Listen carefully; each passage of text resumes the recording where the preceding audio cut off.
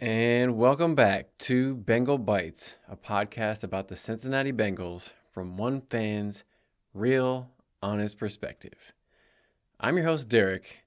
This is episode 59. This is the Week 5 recap episode where we break down the Bengals' horrible, heartbreaking loss to the Baltimore Ravens. One of the most entertaining football games of this season so far, but felt like that Indiana Jones movie, Temple of Doom, where the guy reaches into your heart and pulls it out while you're still alive, and then you have to look at your beating heart as you expire from the earth. That is what it felt like watching this football game. I apologize in advance for any cursing that I may have to do, but god damn it, I cannot believe they lost that fucking game. God. All right. So, usually I am very prepared and methodical trying to break these games down, but I think I'm just going to have to, again, more stream of consciousness in this episode. Otherwise, I won't be able to get through it. It's a couple of days after the fact, and the shock and the trauma has still not yet subsided after watching this game. It's a good thing there's no microphones recording while I was watching this football game, which the Bengals lost in overtime, by the way, 41-38. Obviously, a lot of points scored, a lot of excitement. There were some good things to get excited about and some things to not be so excited about. And at 1-4, the Bengals season is really teetering on the edge. Of course, Zach Taylor isn't thinking that way. He's still very positive, expects the team to bounce back the right way and all that stuff. But as a fan, it's getting hard to stay calm and believe in this team as loss after loss continue to pile up. So we'll break that down in this episode.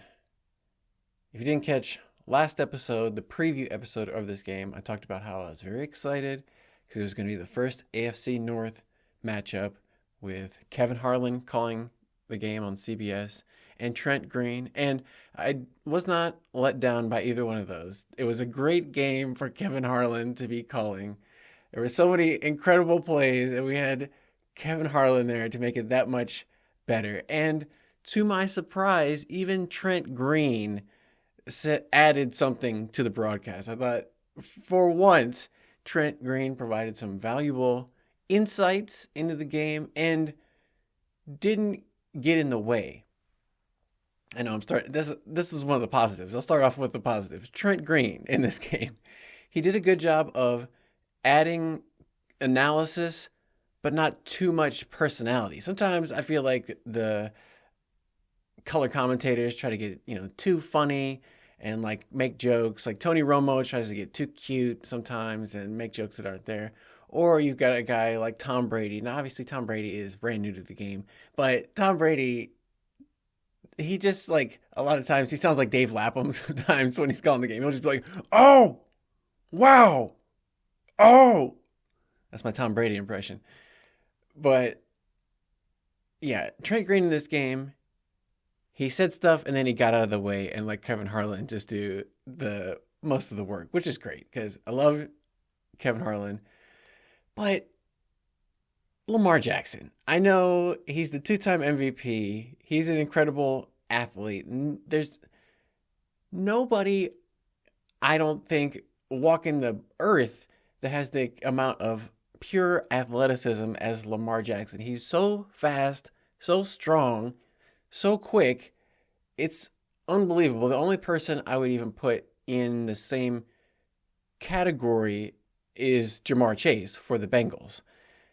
Jamar obviously showed he's got incredible talent in this game as well, scoring 2 unbelievable touchdowns, a long pass, and then basically a long run. It was almost like an extended handoff out to the right sideline where Jamar just outran the entire defense, including the best linebacker entire NFL, Roquan Smith, number 0. He couldn't even get a hand on Jamar Chase as he outran everybody 70 yards on the first play of the drive at the end of the game.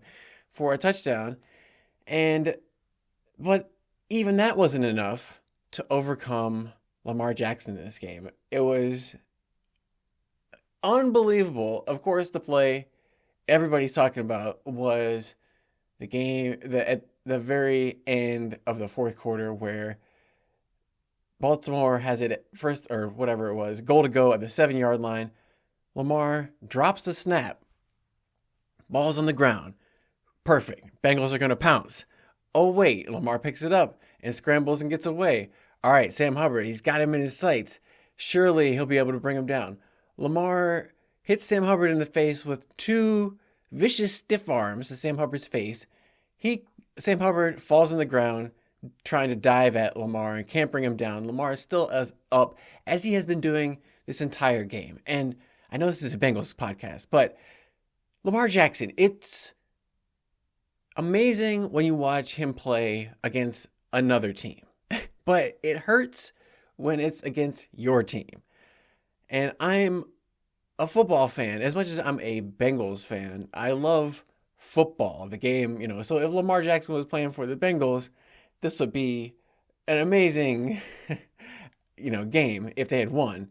And I'm sure Ravens fans, one of my Ravens buddies called me up after the game to gloat in my face.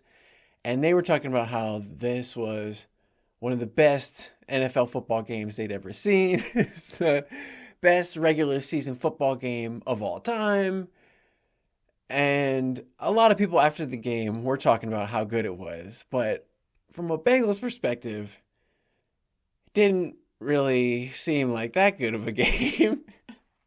Oh, I can't believe it. I could not believe. So after, we all know what happened. After Sam Hubbard couldn't bring Lamar Jackson down, it was like a carbon copy of the Raiders-Bengals playoff game a few seasons ago where Joe Burrow was rolling out to the right sideline. As he was stepping out of bounds, threw it back across his body into the same end zone and hit Tyler Boyd. And then there was a bunch of confusion because the refs blew the whistle early because they thought Joe Burrow stepped out of bounds. Nobody knew what happened. Somehow the league upheld it, luckily, and gave Tyler Boyd that touchdown, even though they did blow the whistle. But in this game, similar play, Isaiah Likely is standing in the back of the end zone. Nobody on the Bengals defense decided to guard him as Lamar Jackson is running, almost steps out of bounds. It looks like he's going to throw it away. Oh, he throws it back to Isaiah Likely for a touchdown that kept the Ravens in the game. And it was just plays like that throughout the game. There was another play, Trey Hendrickson. It was very similar where he got stiff-armed by Lamar Jackson, couldn't bring him down. Lamar scrambled around and made a completion for another touchdown where it seemed like the Bengals were playing man-to-man defense except for Cam Taylor-Britt. On that play, now to his credit, Cam Taylor-Britt made a couple of good pass breakups in this game, good physical play. But on that touchdown to Rashad Bateman, everybody was in man-to-man defense, and Cam Taylor-Britt was just kind of floating out in nowhere, not really guarding anybody, while his guy, apparently, he was lined up over in man-to-man coverage, ran all the way across the field, caught the touchdown wide open, nobody within 10 yards of him, and just ran into the end zone untouched because DJ Turner was guarding somebody else and he couldn't get there in time.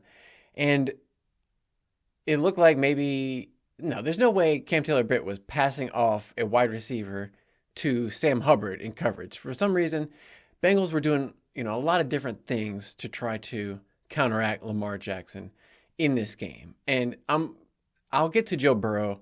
I know this is a Bengals podcast, but the whole story of this game was Lamar Jackson. Even though in the first half, he wasn't really looking that good. He was missing receivers, overthrowing guys, throwing them to the side where defenders were going to hit them, and giving guys hospital passes. There was a couple of plays where he threw the ball up into the air where the receiver had to wait and jump and let some of the defenders for the Bengals come and get a hit on them and break the pass up like Cam Taylor-Britt. Like I said, he did get a couple pass breakups, one on Zay Flowers where he was able to come up. Zay Flowers had to wait and jump up, and that gave Cam Taylor-Britt opportunity to come back and make the play. There was another one on a crossing route by Nelson Aguilar. Cam Taylor-Britt, I think he was sitting probably in zone coverage, and the ball was high again from Lamar. good physical play by Cam Taylor-Britt to break up the pass. But on the very next play, Rashad Bateman caught a 17-yard out route on Cam Taylor-Britt because he gave him way too much separation and cushion. Couldn't even have any chance to make a play on the ball. Ravens picked up a first down. So there was up and down performances from the Bengals defense, you could say, in a lot of areas. Bengals defense, it's not like they didn't make any plays in this game, specifically Sam Hubbard. Like, yeah, he didn't tackle Lamar Jackson on that play, but also Sam Hubbard had an amazing safety in this game that was aided by a Ryan Rico punt and a good play by Dejon Anthony to keep the ball from going into the end zone on the punt, where the Ravens had the ball at something like the 1 or 2 yard line. So special teams giveth and they taketh away. We'll get to that at the end. But there were positives to take away from this game. It's just that everything, for all the good, all the positive statistics and things you could take out of the game, the only statistic that matters is who won and who lost. And this was another game that the Bengals somehow, some way lost. And now their record is 1-4. And for as many touchdown passes as Joe Burrow has thrown, for as many amazing touchdown highlights Jamar Chase has been able to put up, as great as T. Higgins has looked in his return, so much. The punter still looking good out there, but somehow they found a way to lose the game. And I'm just still shaking my head, disbelief. I don't know how it happened, but it did. And it just doesn't make a whole lot of sense. I'm trying to stay calm, but Zach Taylor, after the game, he comes out with the same song and dance about he still feels confident they got the right guys in that locker room to get this thing turned around, and there's going to be brighter days ahead. And I'm not writing this team off, and I'm not dumb enough to, count us out. Nobody's feeling sorry for themselves in that locker room. We're going to get this thing figured out. All of that coach speak is great, and I understand that's the only option you have. You can't stick your tail between your legs and say, well, 1-4, I guess the season's over, we might as well wrap it up. You got to stay positive and think that you can turn things around. If you would be in the wrong business if you didn't have hope. But like I said, from a fan perspective, we have to see it to believe it. And so far through this season, the only team they were able to beat was the Carolina Panthers by 10 points, who, by the way, went to Chicago, and the Panthers got beat 36-10 by the Bears. And the Bears aren't even good. So the fact, obviously it was a game in Carolina, so maybe they had a little bit more of an advantage playing at home for the Panthers. But by all accounts, the Bengals aren't looking so great in the NFL rankings, power rankings, hierarchies, however you want to think about it. And that's not to say that the Bengals are a bad team either. If you take the Ravens to overtime, it's obviously a pretty close matchup. It could have gone either way. So I can't sit here and say that the Bengals played way worse than the Ravens in this game. And they lost by 3 points. The Bengals were 2.5-point underdogs coming into this game. So pretty much lining up with the expectations as far as the gambling odds. But something about watching this game felt weird, just in the sense of I thought if they could win it, it would be a come-from-behind win. It would be one of those games where the Bengals were able to just hang around and do just enough to pull off a miracle victory at the end, But somehow in this game, they were ahead and things were looking good. And 3 different times they scored to go up by 10 points in the second half. And so everything was going in the Bengals' favor. And I was just sitting there.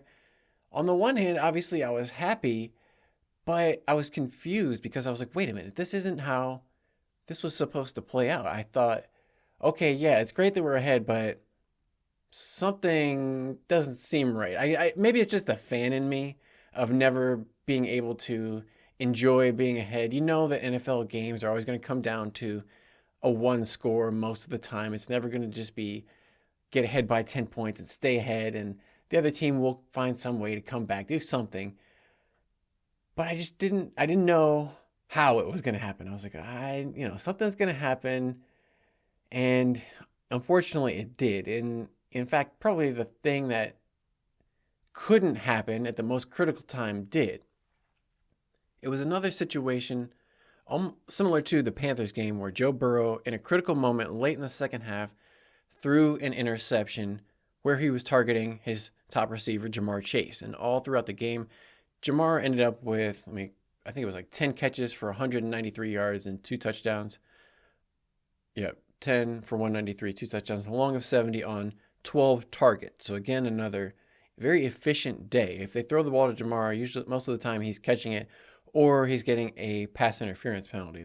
I'm getting off track here, but the critical moment in the game, Joe Burrow threw this interception and maybe a miscommunication where he wasn't really on the same page with Jamar, where in the Panthers game, he was scrambling around.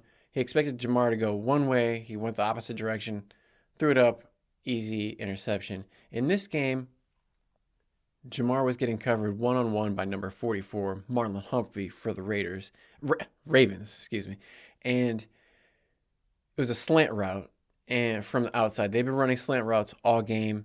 This time, Marlon Humphrey recognized the route, jumped in front of Jamar, and cut his route off, so he wasn't able to continue it, and he was able to kind of reroute him. Joe Burrow is expecting Jamar Chase to win, and I'm sure in receiver meetings, we as receivers have to win to the inside. No matter what, it doesn't matter. You can't let your quarterback throw an interception there, basically, because by letting the defender get in front of you, that gives an interception. That's exactly what happened on this play, unfortunately. Jamar Chase got basically boxed out and out-positioned by the defender, let him step in front and catch the slant, almost running the route for Jamar Chase, right at the moment that the Bengals just needed to hold on to that 10-point lead, or I forget what the lead was at that point, and keep the ball out of the Ravens' hands. Unfortunately, that gave the ball back to the Ravens and allowed them to go down, score, and eventually tie up the game and send it into overtime. But that was another situation where we've seen Zach Taylor, after Joe Burrow throws an interception, especially in the second half when the game's coming down on the line, then he goes into ultra-conservative mode and only runs the ball and doesn't want to put the ball in Joe Burrow's hand because, like I said last episode, I'm sure he's thinking about that old coach adage because, if nothing, Zach Taylor is a coaching cliche. So he's thinking, if you throw the ball, there's only 3 things that can happen, and 2 of them are negative. You can get incomplete or intercepted. So he's thinking, okay, I can't risk it anymore. We've got to run the ball. And as we know, the Bengals are not built to run the football. They're a passing team. And if they, in situations where they need to run, a lot of time they're not able to, where other teams are. And so if we get to overtime, the Ravens basically gave the ball away to the Bengals. The Ravens won the coin toss in overtime. They were driving the ball as they had to start the game. So the opening drive of the game, it was looking bad because the Ravens, I'm skipping around here, I know, but follow me on this one.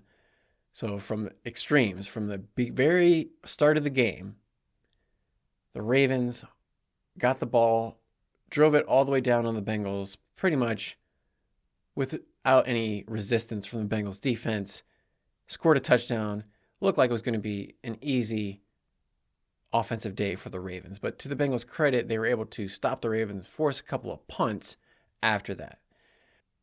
Opening up overtime, the first drive for the Ravens looked very similar, where they were driving it down on the Bengals defense, who were much more fatigued and tired at this point in the game. So I can't fault them too much. They've been chasing Lamar Jackson around.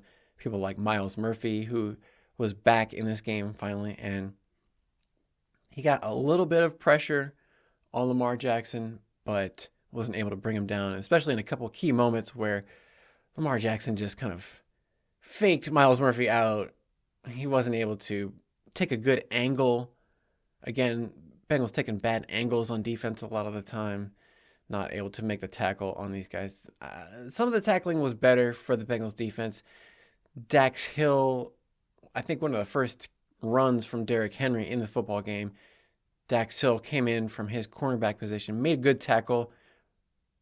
Low got Derrick Henry in the legs, wrapped him up, brought him down. Unfortunately, early in the game, Dax Hill tore his ACL, looked like his right knee, kind of planted it awkwardly as he was cutting on this artificial turf in Paycor Stadium. You could see it kind of just bent in a weird direction, and he limped into the locker room. Again, that's another Bengals star. Trent Brown tore his patellar tendon playing on the artificial turf. Dax Hill tore his ACL planting on the artificial turf. So who knows if that would have been a factor. If it had been natural grass, would that have happened? We don't know for sure, but it was another hit to the Bengals. Speaking of injury, I'm skipping around, but speaking of injuries, Amarius Mims got carted off. He was able to come back. Mike Hilton was also out in this game. He was just watching from the sidelines. So the Bengals defense was depleted. I'll give him that much, But Coach Lou, he always has a plan for Lamar Jackson. They always have some kind of scheme, something different for each team. And this game was no different. They blitzed on 55% of the plays. Over half the plays, they blitzed to try to get some pressure, make Lamar uncomfortable. And it worked for the most part in the first half. And even in the second half, blitzing did work in terms of making Lamar throw the ball before he wanted to, before his receivers were open, and forcing inaccurate throws. So Lamar's completion percentage, he was 26 of 42, only about 62% completions, but no interceptions, 4 touchdowns, and only 1 sack for Lamar Jackson. And running the ball, he was pretty effective on the ground too. 12 carries for 55 yards, long of 18. It just seemed like the Bengals, it was somewhat effective in just slowing down the Ravens, but not enough. They didn't have enough coverage on the back end and not enough pass rush to be able to get Lamar Jackson down to win the game. So anyway, the Ravens, they're driving it in overtime. And I can't remember the rule changes. I think it's still the case in the regular season that if the team that gets the ball first scores a touchdown on their drive, the game's over. I think it's only in the playoffs where both teams get a chance to score, or have a possession. But anyway, it was looking good for the Ravens. And then all of a sudden, Lamar Jackson takes his eye off the football as it's getting snapped to him. It gets kicked on the ground. Miraculously, the Bengals are able to recover and run it all the way back to something like their own the Ravens' 37-yard line or something like that. So the Bengals, everything turns around, goes in their favor. It was looking like the Ravens were going to go down and score a touchdown and win the game. And here it is, a gift for the Bengals. They're within field goal range. The wind is to their back. So they're actually, at the end of the game, the Ravens kicked a 56-yard field goal with the wind to tie and go to overtime. The Bengals have the ball in a very similar spot, actually a little bit closer than the Ravens had it.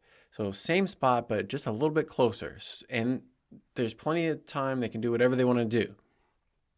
At that moment, the Bengals send out their offense, first and 10, and they run a run play that gets like maybe 2.5 yards. Not very much.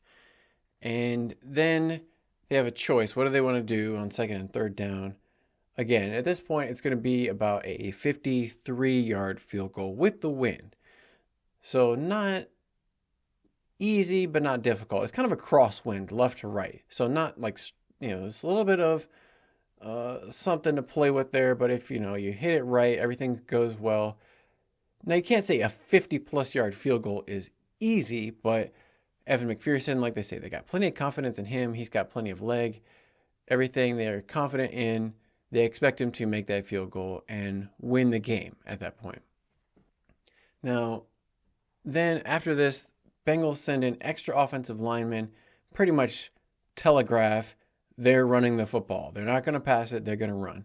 And should be nobody's surprise, Ravens have the number one running defense in the NFL, and they were able to stop the Bengals, who do not have a very potent running game. The only game they had really much success running the football was against the Carolina Panthers, who were missing their best interior defensive run stopper in Derrick Brown, who went out for the rest of the season with an injury. So the Bengals were only able to kind of beat up on a lesser opponent in terms of running the football. Otherwise, teams had been and were, the Ravens, able to stop the Bengals when they needed to run the ball. So the Bengals didn't do anything on offense with those 3 plays, got 2 yards in 3 plays, and settled for a 53-yard field goal from Evan McPherson, which unbelievably goes wide left and doesn't even come close to being a good kick. And you're thinking, like, what happened? How could this happen? They go and show the replay. Well, at first, I knew something was off because just like in the Kansas City game, it was a bad snap on the field goal try. So unlike in Kansas City where the ball was outside away from Ryan Rico, the holder, who's also the punter.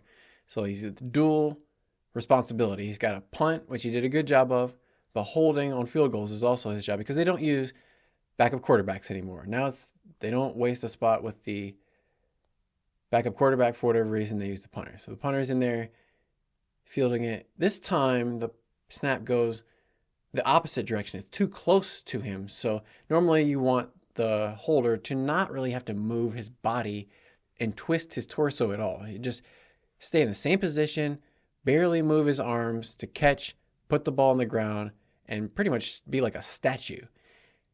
In this situation, Rico has to twist and turn his body all the way to the right to catch the ball because it's way at him, at his body. So he has to turn his arms all the way around to the right.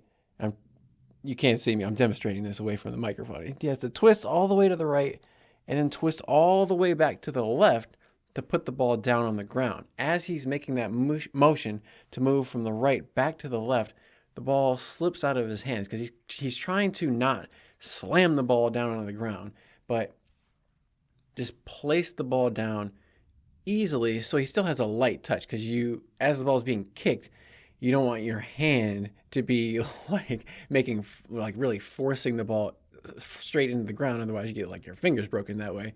So he's trying to have a light touch on the ball, but still place it, and it just kind of barely falls over. He's able to grab it with the one hand, and right before right before Evans' foot comes through, he does get it up, but it's kind of a little bit off. Obviously, the timing is way off with this double catch and bad snap and all this stuff. So Evans still was able to get a good kick on it, but just an inaccurate kick. It goes wide left. Somehow, the Bengals don't win the game. And then right after that, the Ravens get the ball back and bust off a Derrick Henry 51-yard run that sets up an easy 25-yard field goal for the Ravens to win the game. Another instance where the Bengals give up a long run up that offensive left, defensive right side. Trey Hendrickson, Cam Taylor-Britt, Von Bell, all the linebackers, Logan Wilson, Jermaine Pratt on that side, aren't able to make a stop at the critical time. And when the Ravens need something, they're able to get it. And so going back to that decision, a lot of people were criticizing Zach Taylor for running 3 times, not trying to pick up a first down by passing it, being more aggressive with the offense. I wouldn't necessarily say it was a bad decision to run it. They're like, oh, why would you run it? Give it to Joe Burrow, air it out, throw it like he has been all game. I get the sentiment. Everybody says, let Joe Burrow cook. He's your MVP, blah, blah, blah. But what did we just see from Joe Burrow not too long ago? Interception, right?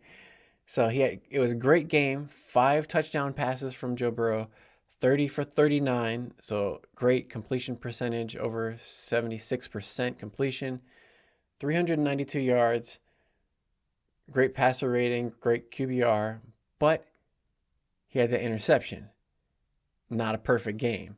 And whoever wins the turnover battle usually wins the game. So as great as Joe Burrow was with the touchdowns and everything, Zach Taylor, again, I don't blame him for not wanting to risk a turnover by passing it there. And when you think about in the Patriots game, everybody in the stadium knew at the end of the game the Patriots had the lead and the ball because the Bengals punted the ball back to them with 3 minutes left to go for some reason. All Patriots needed to do was run the ball, pick up a first down, they win the game. And they ran the ball, picked up the first down, and they won the game. That's exactly what they needed to do. That's what they did. In this situation, so what if everybody knows that the Bengals are going to run the ball? They still should be able to have success. If you're going to say, okay, we're going to run the football, they should still be successful in whatever play that they ran. But the fact that they failed to execute on those running plays, I don't know. Maybe that you could say that was a failure of the offensive line, maybe a failure of the design of whatever plays that they had called into whatever defenses that they had called. Zach Taylor said that he actually had a pass play called on the first play of the drive, but it wasn't a good look for a pass, so then he switched it to a run instead, and that's when they got 2 yards. So I guess, who knows? Everybody can second guess because it didn't work. But again, if they had just executed on the field goal, if it had been a good snap, good hold, Evan would have made the kick, they would have looked like geniuses and won the game. So since they lost, then everybody has to go back and second guess and say, well, if they had done XYZ, the outcome would have been different. If Evan just makes the kick, they win the game, they look cool. And in the same way as I don't hear any criticism of the Ravens defense for giving up 38 points to the Bengals, but I hear a lot of criticism of the Bengals defense for how terrible they are and how they gave up all these touchdowns and let the Ravens run all over them, and the Bengals defense is letting the offense down. People are saying they're wasting Joe Burrow's amazing performances because the defense is so bad. Well, what about the Ravens defense? They almost wasted an MVP performance by Lamar Jackson because they almost lost to the Bengals. So either way the game would have gone, the narrative would have been the defense let the offense down, because both of these teams obviously put up a lot of points, and you could say, oh, great performance by the offense, or if you look at it the other way, bad performance by both of these defenses. So which one is it? Since the Bengals lost, obviously we know which way it's playing out. But let me try to think of some other positive things that I can take from this game, because there should be plenty of negatives to dwell on as the next game approaches. Not quick enough, but positives to take from this game, obviously, mostly on offense. Joe Burrow, another great game between him and T. Higgins and Jamar Chase and his receivers. The offense is clicking, mostly on all cylinders. The Bengals still got outgained in terms of rushing by over 100 yards. Ravens had 175 yards rushing, Bengals 71. But good performances for the Bengals by T. Higgins, 9 catches on 14 targets, 83 yards, 2 touchdowns, long of 17. There was a lot of plays where T. Higgins was just too big. T's like 6'5". He can run. He's got strong hands. So there were a lot of cases where he was just bigger than the guys that were trying to guard him.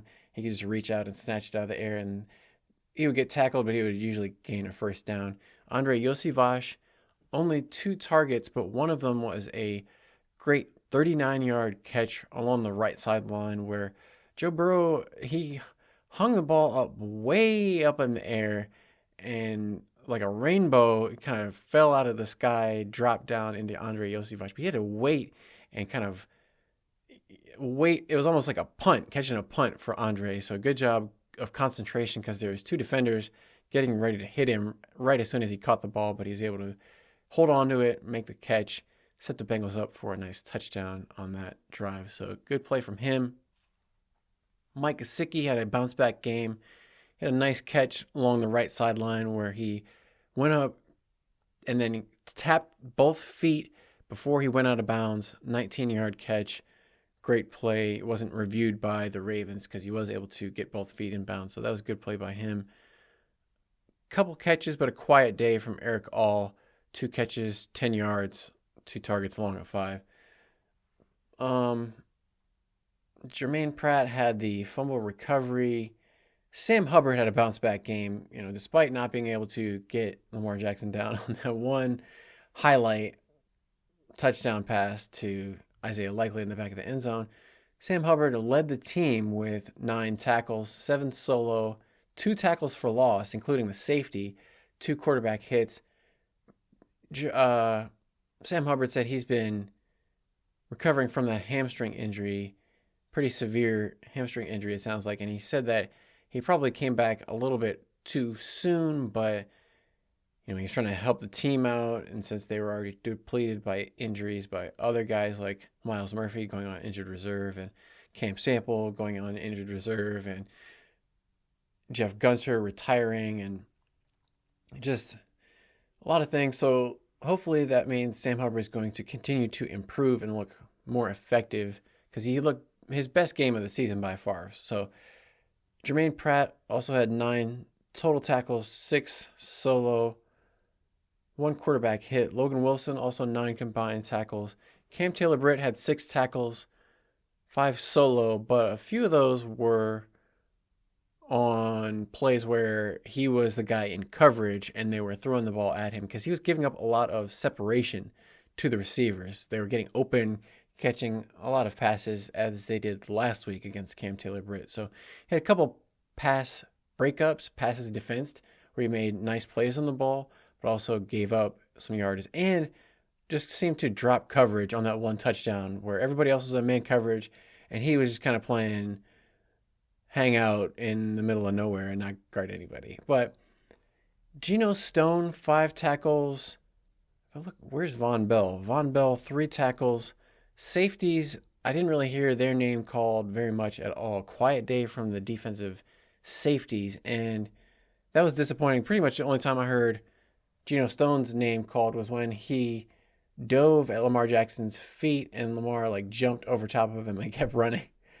So not a great highlight from Geno Stone, but BJ Hill made a few plays. It was good to see him returning from his hamstring injury. So there was some positives getting some of these guys back. I didn't see McKinley Jackson in on any plays, but I think he took about less than 10 snaps. But just the fact that he was active, getting some experience in his first NFL game ever, that's a positive sign in the right direction as opposed to being injured. But Jordan Battle was in there for a couple plays, and you knew that the Bengals were selling out to stop the run when in the first quarter I saw Muma Jongmeta, number 45, linebacker in there. He's their big, hard-hitting linebacker we saw in the preseason making plays at the line of scrimmage on ball carriers. So if there was anybody on the team who was built to stop Derrick Henry, it was Jongmeta. So you knew that Coach Lou was bringing out all the stops for this game. We got to bring out this linebacker who doesn't do anything well except for hit guys. All right, put him in there. Whatever we got to do to stop Derrick Henry. And it mostly worked in the first half. The Bengals got out to that early lead, but it just wasn't enough, especially at the end of the game, to fight off the Ravens. Frustrating game. One other thing that jumped out to me of note. I know I was talking last game about how Travion Williams was a liability for them on kick returns because he wasn't even returning the ball to the 25. Well, guess what? Bengals coaches realized that as well no more Travion returning kicks. I was happy to see they put Charlie Jones out there next to Chase Brown. Charlie Jones got a 27-yard kick return. I think he got it out to about the 30-yard line, but obviously a more dynamic runner with the football than Travion had been. Travion, he got many opportunities and didn't make a single guy miss on any of those kick returns.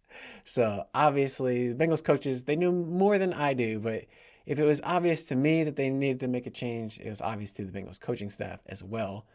So glad to see that change was happening, and they'll hopefully continue to make positive changes going forward. But I don't know what changes I would even make to this defense because there's not like guys they could put in who are better than the guys who are currently playing. I know there's some young guys. Maybe Josh Newton is going to have to step up since Dax Hill went down with that ACL injury. He's going to be out for the rest of the season. That's going to mean somebody else is going to have to step up. We know DJ Turner is going to be the first one to come in off that for the starting position. So we're going to expect to see DJ Turner and Cam Taylor-Britt as the starting cornerbacks. Hopefully Mike Hilton is able to come back from that knee injury and it's not a long-term thing. But that's going to be Jalen Davis. He got to play. He was actually the replacement for Mike Hilton in this game. And then we're probably going to see, like I said, Josh Newton, more Jordan Battle maybe, especially if Von Bell continues to be a liability. He gave up a long, I don't know if it was his fault specifically, but Charlie Kohler, the tight end for the Ravens, had a couple of long catches and runs where he was wide open. I don't know who was supposed to be guarding the tight ends for the Bengals defense, but Von Bell, he may be rotating out more if Jordan Battle is able to come in and make some plays. We'll see what they're able to do. But again, there's nobody, I don't see the Bengals making a trade or making any kind of signings to get any new players. That's really not the Bengals style. They're just going to play with the guys they have on the team already. But since Amarius Mims did seem to have a little bit of an injury scare. Now, one of the things they mentioned on the broadcast was he got hit in, I think it was his left ankle. I think it was the left. And he had surgery on that same ankle, tightrope surgery on the same ankle his last year in college. That's why he missed some of the games, I think. So he was sensitive to that spot on his ankle. He took a knee right in the back of his ankle from some defender, and he went down and grabbing it. They carted him off, but he was able to come back and play later in the game. So it didn't seem like anything too serious, but the Bengals signed some backup offensive linemen off of practice squad somewhere. So they're looking to get in some reserve offensive linemen. Obviously, Trent Brown is out for the rest of the season with that patellar tendon injury. Kevin Harlan was pointing out how Cody Ford was in the game as the replacement for Amarius Mims. So they were down to their third right offensive tackle. That's never a good sign when you're on your third string of a position all the way already in game 5 of the season. Hopefully, Mims is able to come back. Hopefully, nobody got too seriously injured, but we'll have to see as the week goes on. Some things pop up on the injury report we'll have to watch. And this is just another frustrating game where Bengals had every opportunity. They took it to overtime. Coulda, woulda, shoulda, but didn't go in their favor. And you can say whatever you want about Baltimore is a great football team, but Bengals, good teams find ways to make their own luck. And somehow the Bengals are just the opposite this season. It seems like they're doing everything to lose the game somehow. But they're not totally out of it. Actually, Pittsburgh lost another game. So in the AFC North, Baltimore and Pittsburgh are tied at 3-2. Cleveland and Cincinnati are tied at the bottom at 1-4. So they're not, even with this loss, the Bengals are only 2 games back from first place. Couple wins in a row, they could get right back in this thing. But if they get a couple more losses, then it's going to look even more dire. And as much as Zach Taylor can sit there and say, well, we got 12 games left to go out and turn this thing around and et cetera, you can't keep saying that. At a certain point, you're just going to be saying, well, we got 3 games left to get some momentum for next year because we're not going to do anything this year. But Zach Taylor said he's confident that there's going to be brighter days ahead for this team in 2024. That's what he said. He also said there was a plan for Jamar Chase, and we've all moved on from that. He assumes everybody forgot about that. Apparently the plan was to give Jamar Chase double middle fingers and tell him you're not getting paid any extra money and sit on it.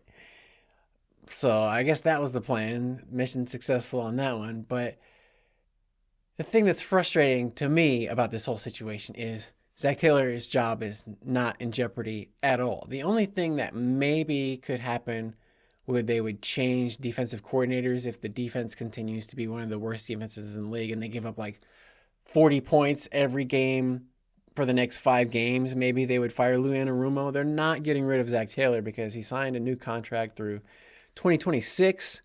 So there's no way that Mike Brown is paying Zach Taylor to not coach. So he's our coach, whether we like it or not. And that's the thing that bothers me, is it doesn't matter what happens, how many games they lose. We still have to look at Zach Taylor's ugly mug after the game and hear the same coach speak. And we just have to accept it. So that gets me real fired up to watch this game coming up in week 6. I'll tell you what. But Bengals, they got to get a win, right? Giants, they're not that good. It should be another situation similar to the game against the Panthers where the Bengals are going to be favored in that game. But we'll preview that when we get to it. But just wrapping up this Ravens game, I just don't, still shaking my head. I couldn't believe it. If my neighbors were listening, I'm glad they didn't call the police because I was losing my mind. I probably sound like a maniac during that game. So I'm not going to go through and replay every play. Even the highlights are the longest highlights I've ever seen for the NFL YouTube channel for a single game because it went to overtime. The highlights are over 20 minutes long. So that was such an exhausting game. I was worn out after watching that game. I'm worn out thinking about that game.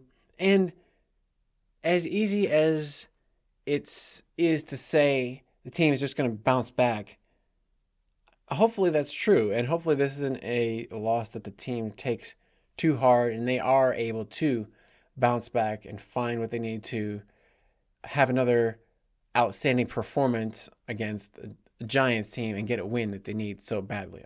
Just, one win isn't enough. And 4 losses isn't totally going to eliminate you from the entire season yet. It's just not the place you want to be in, not the area you want to live as a football team. But that's all I really have to say about this. Oh, Zach Moss looked like he was going to be injured. It looked like he broke his ankle or something.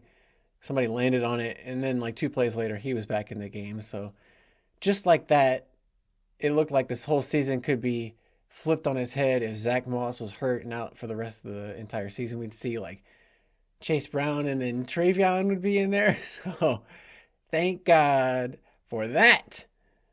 But,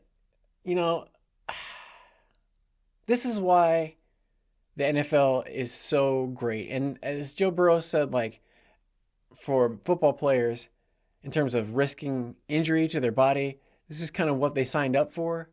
This is what we signed up for as NFL fans. If you wanted sure victories and just celebrate your team winning every week, go watch college football. Go watch Ohio State win by 50 points every week. If you think that's fun and entertaining, knock yourself out. But for NFL fans, this is what we signed up for. And like I mentioned, at least the Browns lost also. So the Browns are 1-4 right there with us. Browns fans are just as miserable. And in fact, maybe even more miserable because they don't have Joe Burrow or Jamar Chase scoring touchdowns and T. Higgins and doing all that great stuff on their team. So at least we got that feather in our cap that we're losing, but it's in entertaining fashion. Because the game went to overtime, every other game on CBS reverted to, or sent their audiences to this Bengals Ravens game. Okay, your game's over. We're sending you to Cincinnati to catch the end of this game. So everybody in the country was watching this game. So in the one hand, it was great that the Bengals got the attention. There's no such thing as bad press, but you don't want them to lose in those situations. So I don't know what it is about this season. It's just not going the Bengals' direction. Hopefully they can figure out whatever they need to do to tip the tide in their favor for the rest of these games going forward. But we'll be here to break it down every step of the way for the rest of the season. So if you stuck with me for this whole season, for this whole episode, I appreciate it. If you appreciate me making these episodes, give me a thumbs up so I know that somebody else is getting some kind of enjoyment and satisfaction out of listening to this, because that's why I do it. So let me know, give me a thumbs up, subscribe, share it with your friends, all that kind of stuff. We'll be back in the next episode. But until next time, I'm going to leave you with a hoo day and stay hungry for more Bengal Bites.